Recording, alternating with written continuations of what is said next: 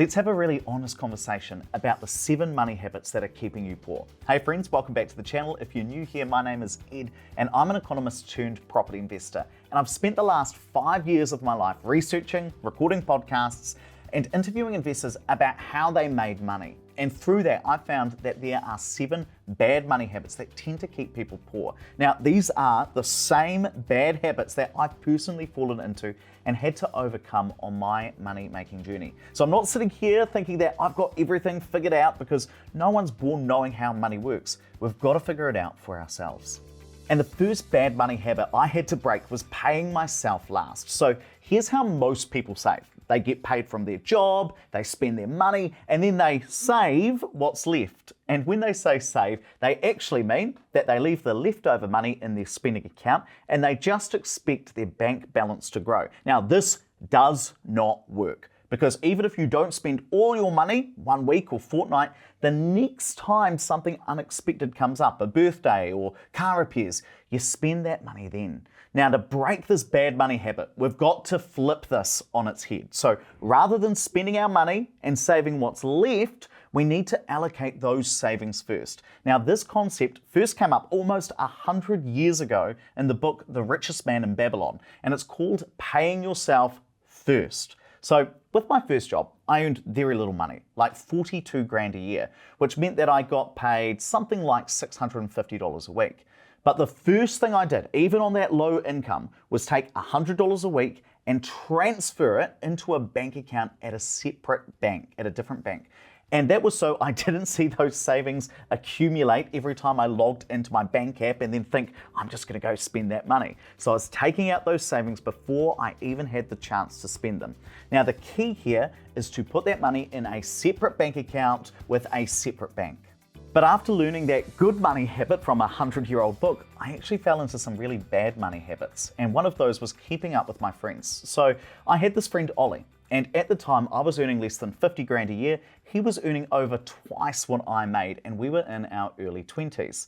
So what would happen is Ollie wants to go on a weekend away surfing or do this activity. So like one time we went on a zombie 5K fun run where we went through a lot of mud and zombies chased us around. And all of those fun activities cost a lot of money. And I ended up spending more than I was comfortable with because honestly, I just didn't want to let my friend down. Now, I'm not blaming Ollie. It wasn't his fault. It was my fault because I wasn't brave enough to suggest a cheaper activity or just have a really honest conversation with my friend. Now, if I'd done that, what would have happened? Well, Ollie would have been totally fine with it. He knew what was going on, but it was my job to suggest a cheaper alternative that we could do. And when we're making bad spending decisions to keep up with our friends, we often start buying things we can't really afford and get into credit card debt. And I want you to learn from my mistakes, because when I was 25, I got into about 16.5 grand of credit card debt. And to some people that won't seem like a lot, but to put it into context, on my salary at the time, I would have had to work from the 1st of January to the 7th of June to pay that off, almost half the year. Now that's not paying my rent, not going to the supermarket, not going out for dinner, just working, paying tax, and paying down my debt. And the bad habit that a lot of people fall into is they look at buying a car, for example, or doing an activity, and they think, I can afford that. But what does I can afford that really mean? Well, some people think it means that if I've got space on my credit card, then I can afford it. But just because you can get into debt to buy a car or afford the dream wedding or go on holiday, it doesn't actually mean you really can afford it. Just because you can afford the debt repayment doesn't mean it's affordable for you. I always think now, if you don't have the money in your bank to pay for it, you can't really afford it. Of course, there are things like mortgages for investment properties and homes, but that's a bit separate. And that mindset of, but I've got space on my credit card, it can lead to a cycle of debt where more and more of your money goes towards paying interest on the credit card or the personal loan you've got, because the average interest rate on a credit card is over 20%. Now, I was really lucky because I learned that lesson really early. You know, I recently interviewed Tracy Hemingway on the Property Academy podcast. She got herself into 100K of debt across 11 credit cards and had to work for years to pull herself out. And if you like learning about money and property in this really open and honest way, make sure you hit the subscribe button. I'm really trying to grow the channel to 20,000 subscribers. The next bad money habit is paying too much attention to your income and not enough attention to your assets. So think about the last person you saw or met where you thought, oh my gosh, they are rich. Well, what made you think that they were wealthy? It's probably the car they drive, the handbag they hold, maybe even the suit that they're wearing. Well, all of that is material stuff that people have spent their income on. But that doesn't mean that they're wealthy, and it doesn't even mean that you'd want to emulate their financial life. You know, my Aunt Irene always used to say, you never know how much debt someone has behind the scenes. So you might look at that person holding the nice handbag and think, well, they've got their money life sorted out.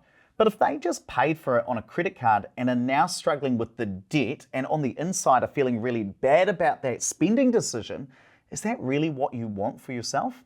And it takes me back to when I was 15 years old. I was in the Dilworth School sick bay and I read a book that changed my life. It's called The Millionaire Next Door. And what that book taught me is that wealth is what you don't see. It's the handbags you didn't buy. It's the flash car you don't drive. It's about taking that money you could have spent on a car or handbag or suit and instead you invested that money instead.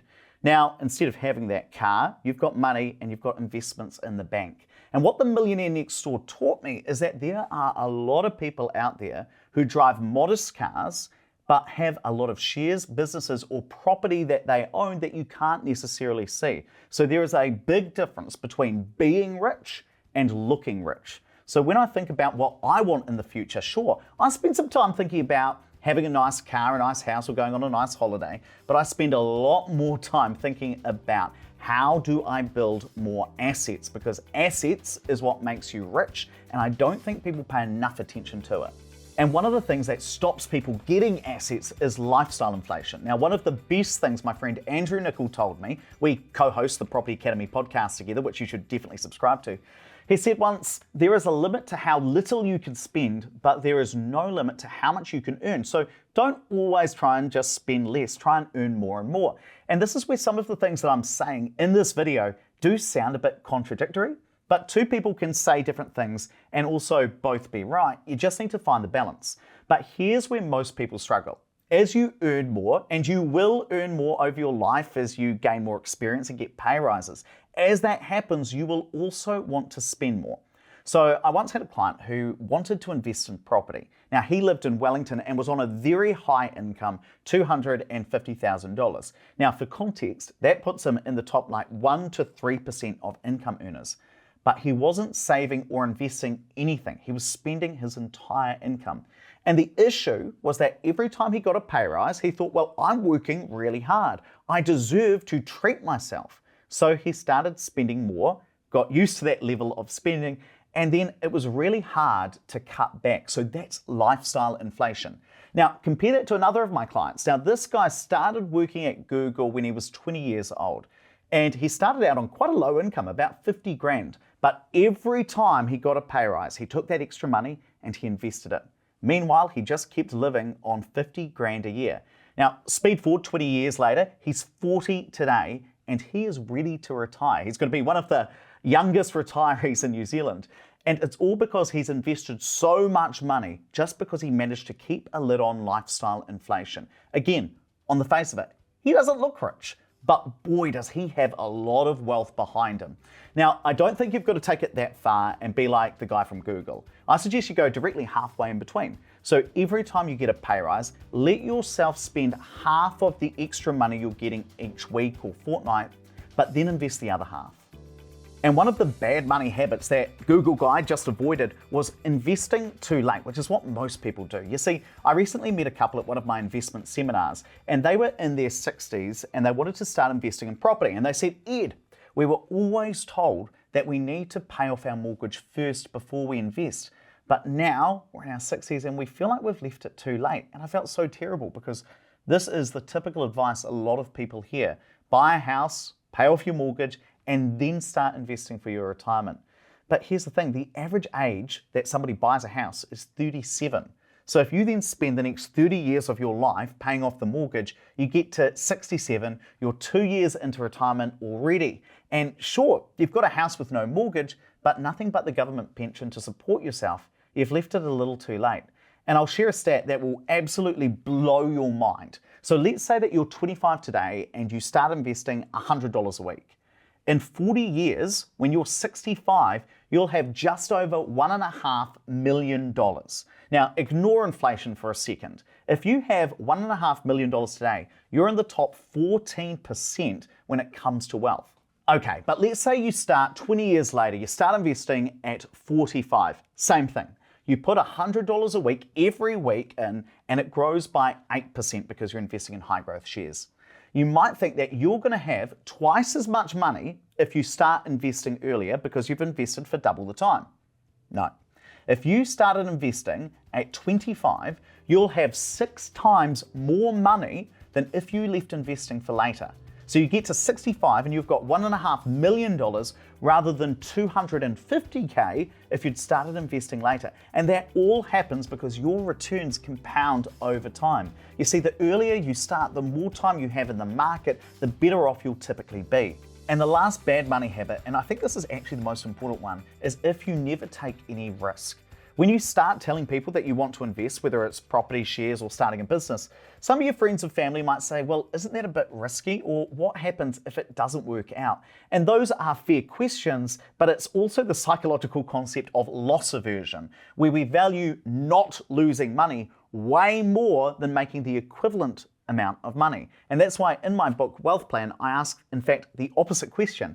Are you taking enough risk? And I think that the old idea that to get ahead in life, all you need to do is work hard, I think that is an absolute lie.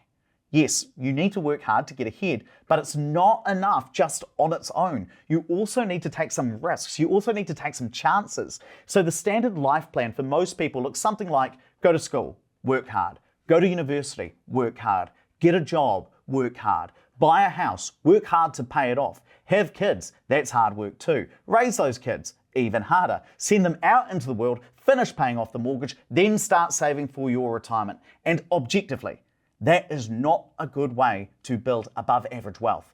You've got to do something else on top of that to get ahead. Now, that could be investing in property, and that's what we do here at Opus Partners, where we help people grow their wealth through new build investment properties. Or it could be starting a business or investing some serious money in shares. But you've got to do something. You can't just play life safe. And in the past, I felt a bit embarrassed because all of these 7 bad money habits, I've actually fallen for each and every one of them at different stages of my life and have had to unlearn them. And it's important that we talk about this because maybe in sharing my stories, you can avoid some of my own mistakes.